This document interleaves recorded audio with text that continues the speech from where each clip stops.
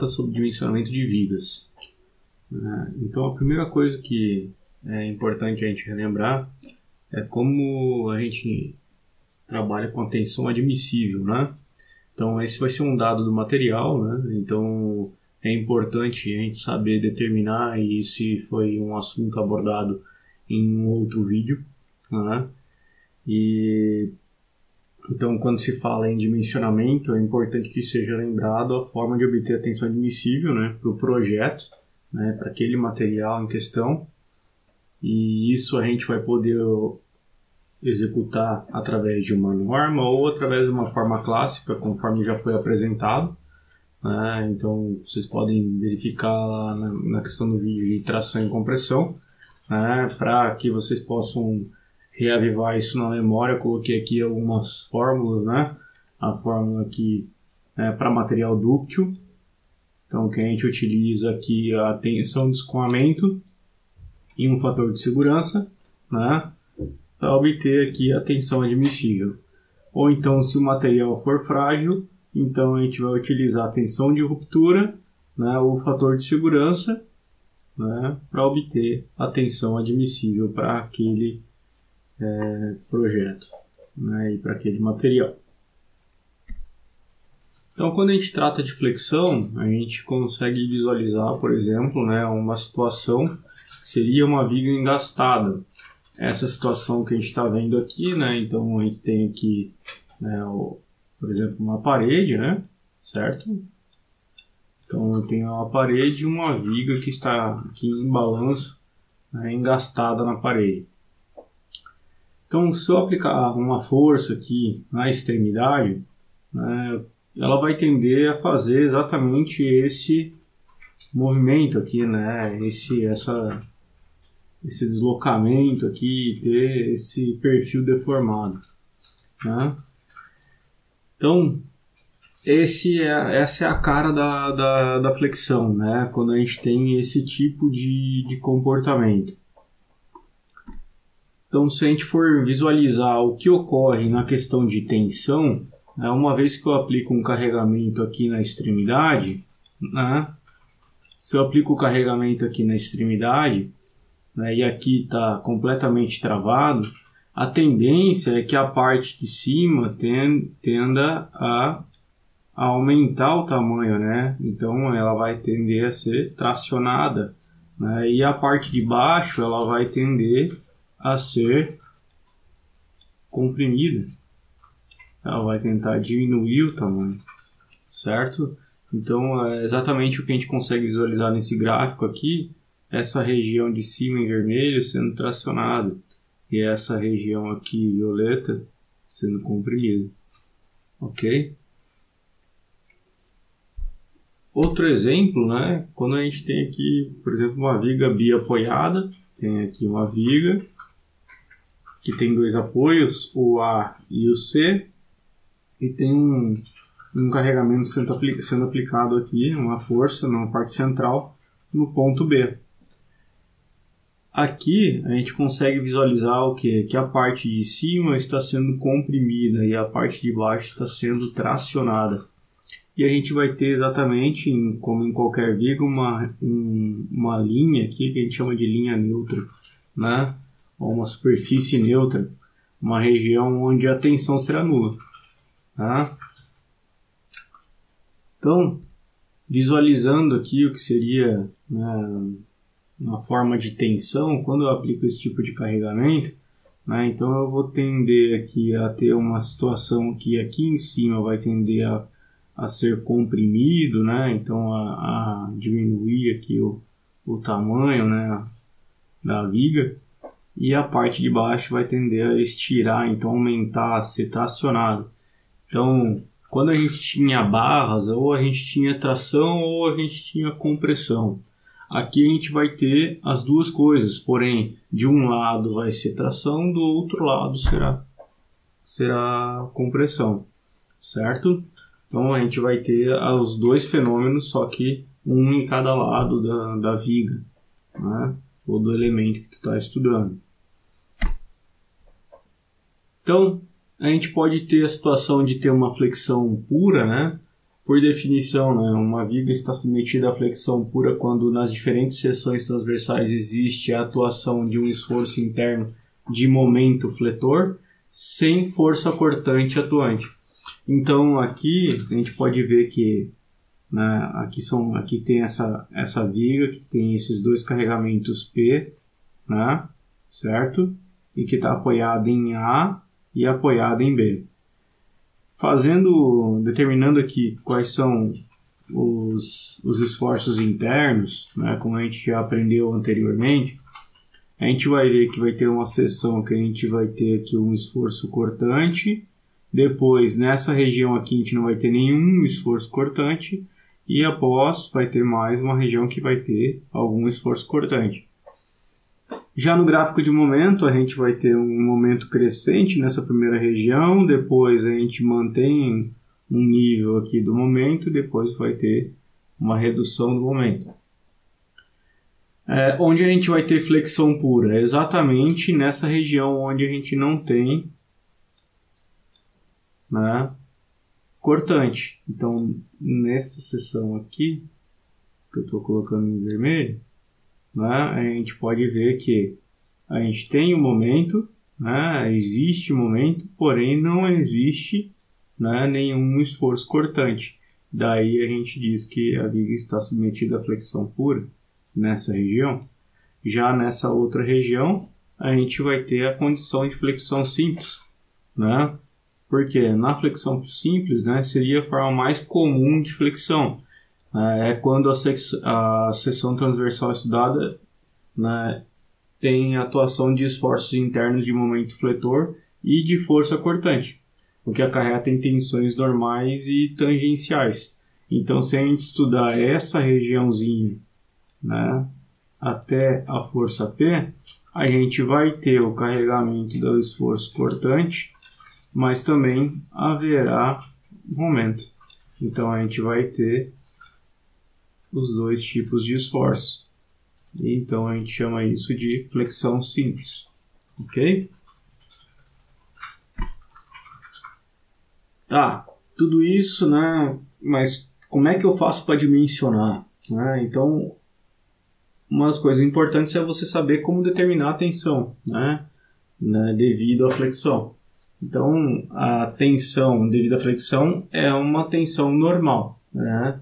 Então, é como se fosse uma tensão devido a um esforço de tração ou compressão em uma barra, certo? Lembrando que cisalhamento gera tensão cisalhante, que é diferente, né, que é o que a gente aprendeu até o momento.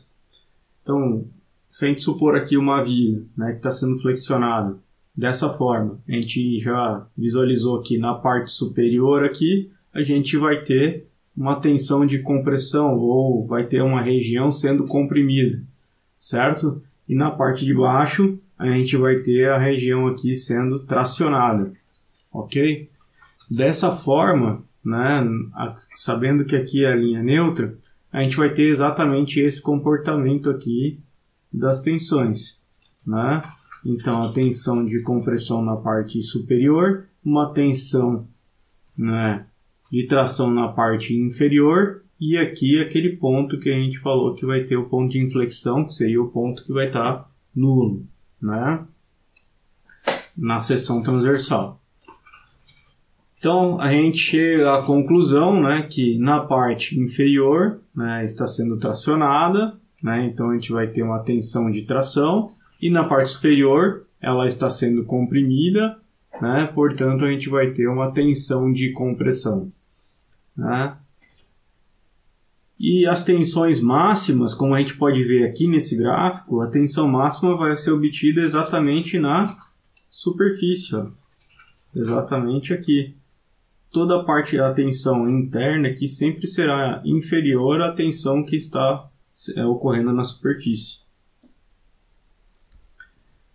Então, para o dimensionamento da viga, né, a gente tem que saber o quê? O momento de inércia, né, da seção transversal com relação ao centroide, a distância do centroide até a parte superior e inferior da viga, né, e os esforços internos de momento fletor. né, normalmente o máximo, né? Porque será a situação mais crítica. Então, tu vai ter que analisar qual é a situação mais crítica para determinar qual é o momento fletor que tu vai utilizar, né? Mas para vocês será, né, comum utilizar o momento fletor máximo. Então, né, daquele gráfico a gente vai pegar o ponto que a gente tem um momento fletor, né, com valor maior obtido. E as formas para obter o cálculo de tensão atuante, basicamente a tensão é igual ao momento vezes o A, né? Então aqui seria a tensão de compressão para aquele nosso caso inicial. A tensão de compressão a gente está calculando na parte superior aqui, né? Então o momento seria o momento atuante ali naquela região, né? O A é exatamente a distância da parte da linha neutra até a parte superior da viga, né? E o J é o momento de inércia da seção transversal. Da mesma forma aqui para a tensão de tração, então a tensão de tração seria nessa parte inferior aqui da viga. Então vai ser o momento máximo que está sendo aplicado ali na viga, né? O momento fletor do esforço interno, né? Lembrando, né? Então, esforço interno máximo, né? Que está sendo aplicado na viga. O B é a distância da parte central até a parte inferior, porque a gente está calculando com relação à seção, que é a superfície inferior, né?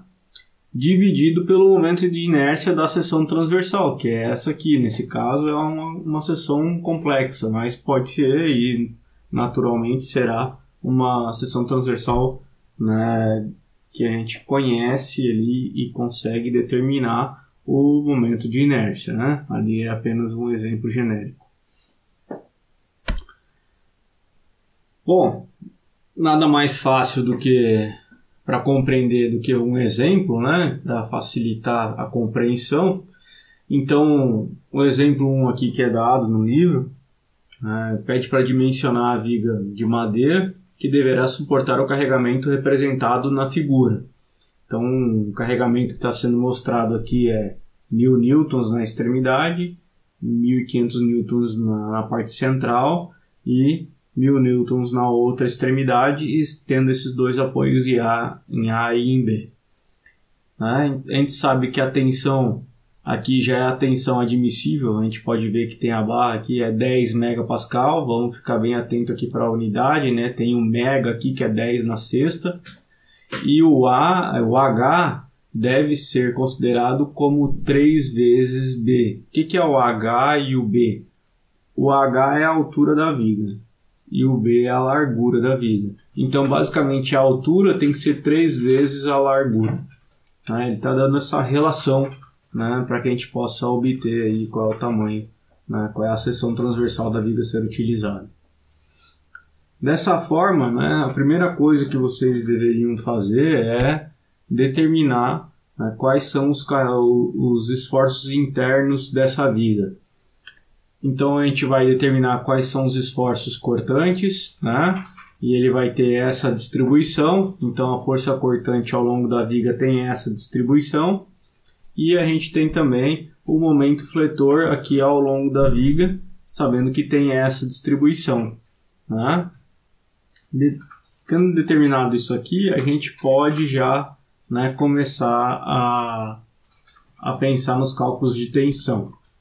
Então, para calcular a tensão, né, a gente vai utilizar aquela fórmula que foi apresentada. Tensão igual ao momento vezes daí aquela distância do centroide até a extremidade superior ou inferior, dividido pelo momento de inércia. Então, esse Bzinho aqui não é esse B aqui, é a distância da parte central, que é essa parte vermelha aqui que foi sinalizada, até a parte superior da viga, né? Ou inferior da viga, dependendo da situação. Nesse caso, como a viga aqui é um retângulo, a distância será a mesma, né? Então, que será H sobre 2.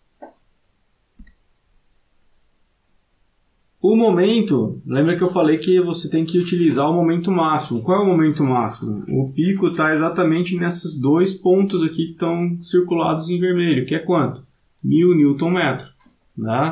Então eu selecionei ali, e quando a gente tem 1000 Nm, a gente está vendo que ele sai desse ponto aqui que teria 1000 newtons na cortante e iria para o 1000 newtons positivo na cortante. Naquele ponto, exatamente, o momento vai ser máximo exatamente na transição. Na transição, o cortante é nulo, certo? Então, aqui a gente vê que quando ele é máximo, aqui o cortante será nulo, ok? Dessa forma, né, fica faltando apenas o momento de inércia. O momento de inércia a gente vai obter como? Através da tabela, né? A gente sabe que a seção transversal é um retângulo, né, e a gente quer determinar exatamente o momento de inércia em torno de qual eixo, né? É em torno desse eixo aqui, ó. Tá? É desse eixo aqui que eu sinalizei com vermelho, né? Então, porque eu determinando o momento de inércia com relação a esse eixo, eu vou saber qual é a influência, né, dessa figura, né, no afastamento da área com relação a esse eixo aqui, né? Então sempre é transversal ao carregamento que está sendo aplicado. Se o carregamento está aqui, o eixo é exatamente transversal. Se o carregamento estivesse aqui no sentido do eixo X aqui, né, teríamos que utilizar o eixo Y. Sempre é o inverso. Ok? Então, sabendo disso, então eu quero saber o momento de inércia com relação ao eixo X' aqui na tabela. O momento de inércia com relação ao eixo X' é exatamente esse I de X' aqui, que é BH ao cubo sobre 12. O B é a base, o H é a altura do retângulo. Sabendo disso tudo, tendo todas as informações em mãos, basicamente o que a gente tem que fazer é substituir nessa fórmula. Substituindo na fórmula, a gente tem, basicamente aqui eu coloquei MC sobre J, sendo que o C é aquele Bzinho, né? Então, o C, para relembrar, era H sobre 12, né? E o J é BH ao cubo sobre 12. Então, basicamente, só substituindo, tá bom? Agora, o MH sobre 2 aqui, o 2 eu passei aqui para baixo, né? Simplesmente fiz essa transição aqui. Dessa forma eu consegui, né, simplificar o 2 com o 12 e virou 6. Mas também tem o H dividido por H ao cubo, acaba virando H ao quadrado. E aqui o 6, né, como fica uma divisão de frações, o 6 vai acabar indo lá para cima. Então vai ficar 6m sobre BH ao quadrado. Mas a gente sabe que o H é 3 vezes a base, né? Ele deu essa informação. E a tensão admissível é 10 megapascal. Sabendo dessas informações, a gente vai substituir nessa nova fórmula agora, né? Então, a tensão admissível é 10 megapascal. Né? Como eu quero determinar quais são as dimensões da minha seção transversal, né? Eu não quero saber qual é a tensão que eu vou obter, né? Eu vou pegar a tensão admissível e substituir aqui. Então vai ficar 10 vezes, aqui era 10 na sexta, né? Aqui corrigindo, certo? Então, 10 vezes 10 na sexta, igual a o 6 que veio dali, vezes 1000, que é o momento, sobre B vezes H ao quadrado. O H é 3B, só substituir aqui, ó. Certo? Dessa forma, o que a gente vai obter? Aqui novamente é 10 na sexta. Corrigindo ali, né? Então, o 3 ao quadrado é 9, b ao quadrado vezes b vai virar o b ao cubo, né? O 10 vezes 10 na sexta vai vir para baixo, né? Aqui 6 vezes 1000 é 6.000. Calculando isso ali, a gente vai obter que o b, né, é 0,04, né, 0,5 metros. Então, representa 40,5 milímetros de largura, né? Então, quer dizer que pelo menos a viga ali que deve ser utilizada tem que ter uma largura mínima de 40,5 milímetros. E como a gente sabe que a altura é 3 vezes a largura, né, então a altura vai ser 0,122 metros, o que representa 122 milímetros. Então é necessário que a viga tenha pelo menos 122 milímetros, né? Esse é o menor tamanho de viga necessário para suportar o carregamento proposto, né, com esse material, né, que foi disponibilizado. Bom, sem mais por hoje, espero que tenham compreendido todo o assunto. Eu fico por aqui. Muito obrigado.